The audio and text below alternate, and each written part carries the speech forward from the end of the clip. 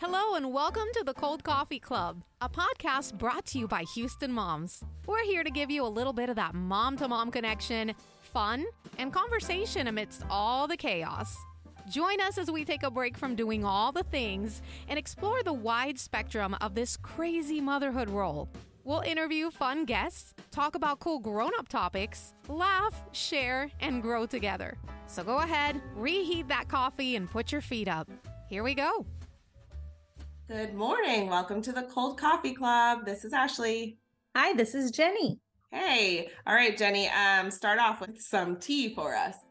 Well, my tea is I had a vacation. Oh my gosh. Oh, yes, I did. With no children, I would like to add on to that. Yeah, we went to Tucson, Arizona area, and it was really nice. I've really never been there. I think I went when I was little, but I don't remember it.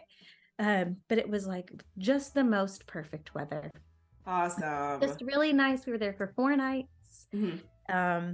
But it was just lovely. So if you've not been to Tucson in the winter and you would like to just go and it's not too cold, not too hot. Yeah. Perfect. So, oh, that's awesome. What's your tea? Very cool.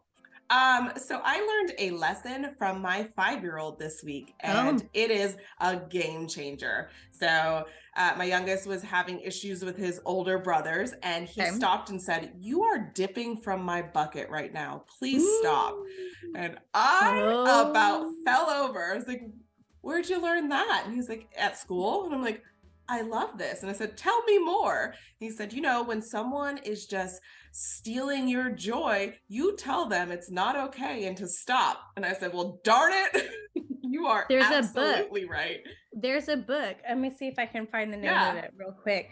But I love it. And they say like you have to look around and like try to guess whose buckets are empty. And when you say something nice, you're putting something in their bucket.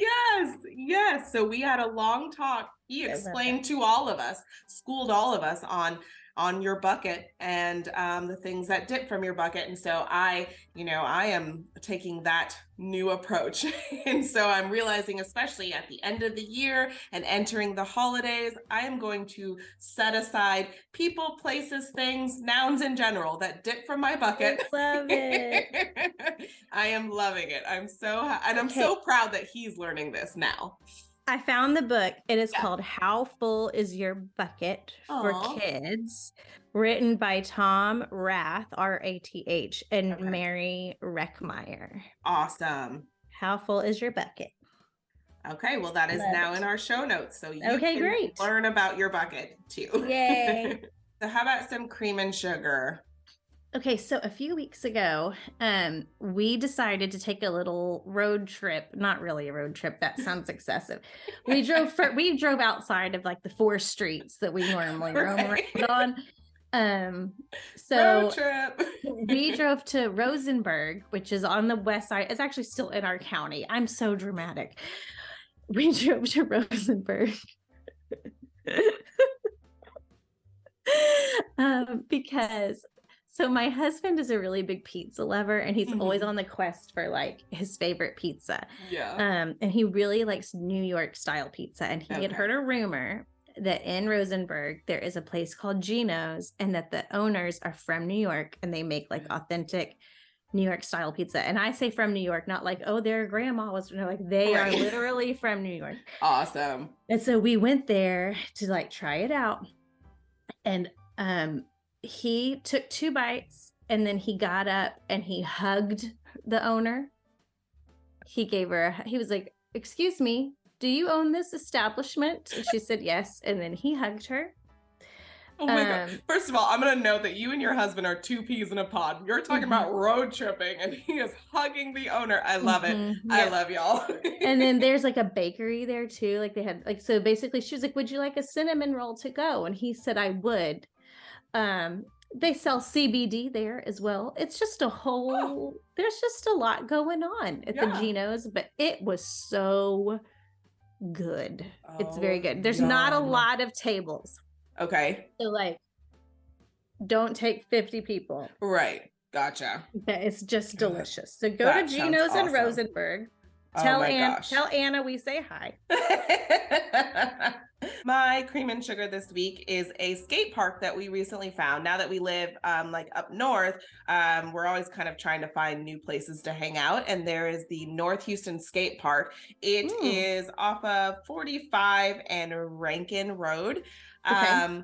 So it is a massive skate park, like all kinds of little drops and all that stuff. And so my skateboarders love this. And one thing you do need to know is that they are closed on Tuesdays. And so like they do all their kind of yard work and all that kind of stuff on Tuesdays. And I made the mistake of driving there after telling them they were going, and it was Tuesday. What an epic mistake. I was like, why did I say that? Yes. But we will be spending most of our Christmas break there because it is amazing. So yeah, definitely check it out. And there's a huge playground as well if your kids don't want to ride wheels. So yeah. Okay. This episode of the Cold Coffee Club is brought to us by Reliant Energy. The joy of community and the spirit of generosity make this season the most wonderful time of the year. Reliant loves helping light up the holidays in our hometown of Houston, and that's why they support numerous festive events across the city. From Galaxy Lights at Space Center Houston and Lightscape at the Houston Botanic Garden, Reliant lights Mayor's Holiday Spectacular, and giving back through KHOU's Secret Santa Toy Drive, they are here to get Houstonians holiday ready. Check out our ultimate guide to the holidays in Houston, with features such as special holiday events in and around Houston, Houston's most impressive holiday lights, Houston area Santa sightings, and the best Houston area Christmas tree farms. Houston moms and Reliant hope you can experience them all and have a joyful and safe holiday season. All right, back to the show. So today we are doing more house rules. House rules, holiday traditions. Yes. Version, edition, whatever. These can be either like traditions or best practices or just things that you've kind of found yourself like doing every year. So one thing that we've just started again, like I didn't do this on purpose. It just kind of kept happening when Ellie was a baby. And then now I will make them do this when they are 18. The first movie we watch after we decorate for Christmas is Mickey's Twice Upon a Christmas. Which is just it's like an hour long, and it's like 5 little Christmas stories starring like the Mickey, Minnie, Donald, Goofy gang. Yeah. And it's animated, and there's Mickey's Twice Upon a Christmas. There's also Mickey's Once Upon a Christmas. But when Ellie was little, she really liked the Twice Upon a Christmas, and so we watch that every year. It's the first movie we watch. And like I said, like they still really like it, and I know there will be a year that they will not want to watch it, but they will be 17, and I will be like, sit down. This is happening. Watch the movie. So. That is one of the first things we do every year. Yeah. How about you? So we have a select handful of movies that we have to watch sometime in December. Number 1 is The Preacher's Wife. I love that movie. And that was like Whitney Houston at her Whitney Houstonist. And I adored her. Yes. A Christmas Story. Of course. I always love the movie, and my kids don't necessarily have to watch it, but I have to watch it. It's called The Family Stone. I love that movie. I love it so much. I love it. And some people don't get it. Yeah. I love it so much. It is so good. I always said I was going to marry into a family that was just like chaos like that. And I kind of did when I was married. But... I want to dig into something with you real quick. Have you ever thought about the multiple meanings of the title? Okay. The Family Stone. Stone is their last name. Yes. Family Stone, the ring. Yes. Ring. Yeah. Family Stone, the mother is the rock of the family. Yes. Yep. Oh my God, I love that movie. Okay. Anyway. I love that movie so much. I watch it like I've never seen it every year. Okay. I'm gonna cry. I love it so much. The other movie we have to watch is Elf, of course. And then all those like old claymation movies like Rudolph the Red-Nosed, we have to watch those. Yeah. Yes. And like, I always like randomly bring up like the Island of Misfit Toys, and the boys are like, what are you talking about? And I'm like, you don't remember? Like, Yes. We got to watch it again now. We got to watch it again. You don't know what's going on? Yes. So those movies are always on the list. We have to watch every year. I love that. Yeah. So another thing I do is obviously we put up a tree in the living room, but a couple years ago, I saw someone else do this and I just loved the idea. I found on Amazon after Christmas, I bought a very little, like, I think I got it for like $45, a very skinny, they call it a pencil tree. Okay. Because it's just like a little scrawny guy. Yeah. A pre-lit pencil tree for like $50. Oh, and that tree goes in my bedroom. And I'm telling you, I don't put a tree skirt on it. I don't decorate it. That sucker, you just plug it in and it's just in the corner of my room, because I like when I'm like laying in bed and like either watching a movie or just reading or something to just have my own little situation going on in there. Because I don't sit in my living room all night long. And so I don't like go overboard with it, and I don't want to have to do all the decor, but just to have a little lit tree in my room. So that's my own little personal Jenny tradition. I love that. That's really cute. One thing I am a stickler about is I have to order a new family ornament each year. Etsy is my go-to, and I'll get ones, you know, like with every member in our family. Last year I got one that like celebrated that we were in a new place for the year. And then I always get the dogs on them, all that. I'm just like, it's so extra, because now it's just like, we have too many animals, and the boys are like, how come the turtles aren't on there? I'm like, we're not putting the turtles. The turtles. We're not doing it. But every year I have and I can go through each one and be like, I remember when we were this, and like, here's 2016's ornament, and I love it. It's my favorite. I always try, just to jump on that, I didn't write this down before, but I do try, if we go to a vacation spot that has like a gift shop. Yeah. Most of them will have a Christmas ornament, and I'll try to go in and buy one just to like throughout the year. And it's always funny in June to go into like your summer, be like, excuse me, do you have a Christmas ornament? Yeah.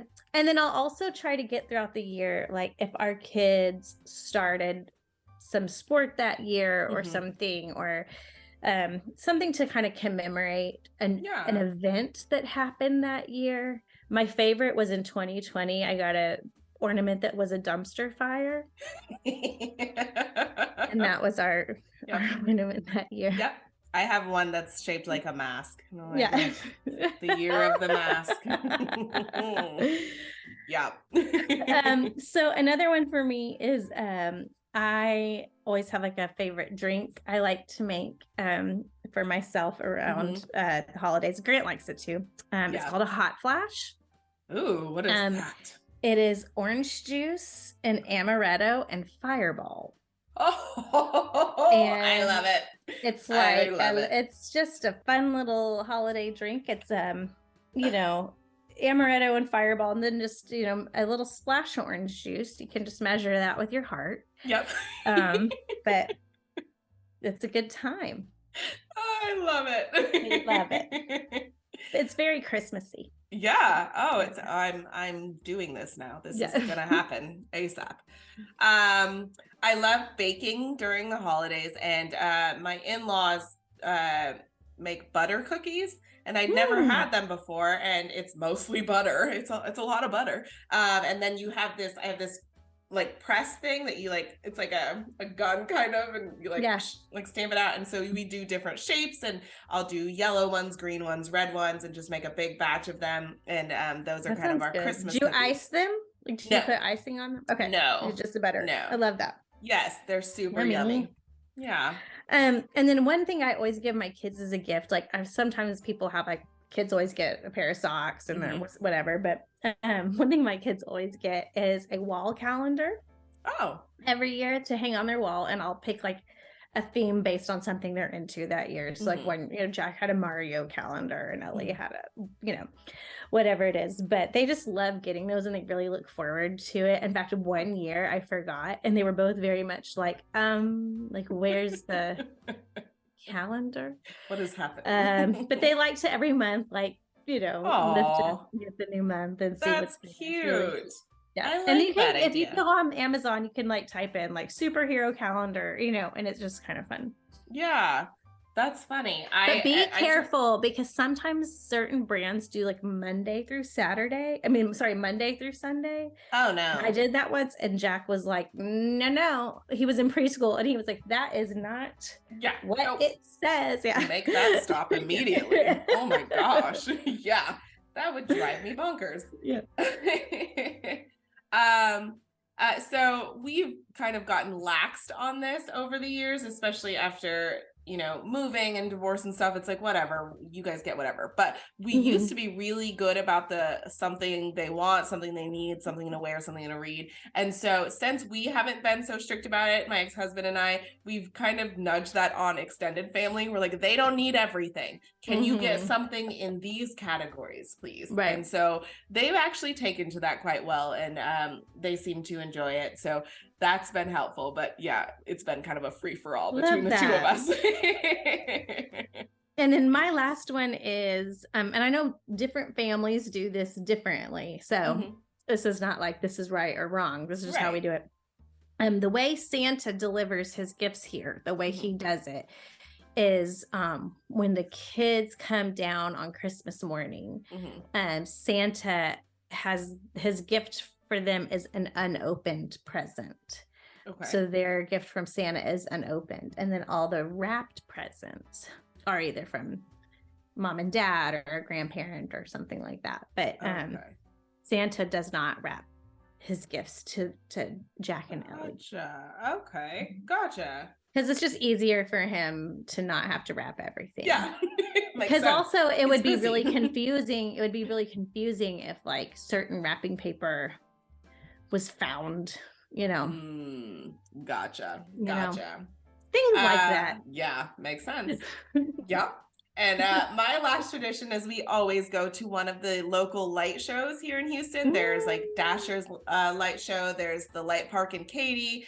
We always pack up. We have thermoses of hot chocolate. We have kettle corn, and we just load up in the car, and everyone's in their jammies so that they fall asleep on the way home, and it's perfect. But we love doing those drive-through light shows and just enjoying that and doing all the music and all that fun stuff. So yeah. Awesome.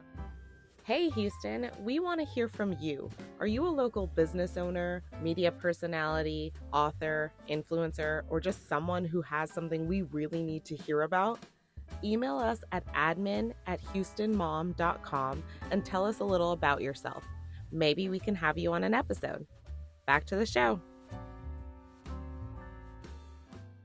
Okay, well, what is your house blend this week? We have a post on the site right now from Alyssa, and it is titled Hanukkah Theme Nights, the Solution to Gift Giving Stress. And so I personally don't know a whole lot about Hanukkah, but I thought this was kind of a fun insight as to how you can plan out your Hanukkah. And I know that it's 8 nights of gifts. And so she just gives kind of like ideas to avoid being bombarded by all the things you have to do to prepare for Hanukkah. And if there is anything I love, it is avoiding craziness. So this is just a great post by Alyssa. I love that. And mine was Sean wrote how to throw a cookie decorating party for your kids. And I love it. It was a little kind of like a how-to guide, like not only like supplies you need and kind of like just some great tips, but she even has like a playlist and like, I mean, it's so great. I was like, oh, this is like a little party in a box. Right. So, I love it. I love that. That's fantastic. All right, Ash, we'll see us out with a caffeinator. Fun fact, approximately 25 to 30 million real Christmas trees are sold in the US every year. And there are tree farms in all 50 states and Canada, and they grow 350 million Christmas trees. Wow. That is insane. 350 million. Goodness. Crazy. Okay. I didn't realize Christmas trees were grown in every state. I don't know why that surprised me. I mean, for sure, like all the Vermont and all like that. Right. But I was like Hawaii and like Florida have Christmas trees. It says all 50. So all right. I mean, we're going to believe you. Though. Yeah. All right, y'all. We'll see you next week. Bye. Bye. You've been listening to the Cold Coffee Club, brought to you by Houston Moms. We wish you a fabulous week with your families and look forward to sharing many more cups of cold coffee with you.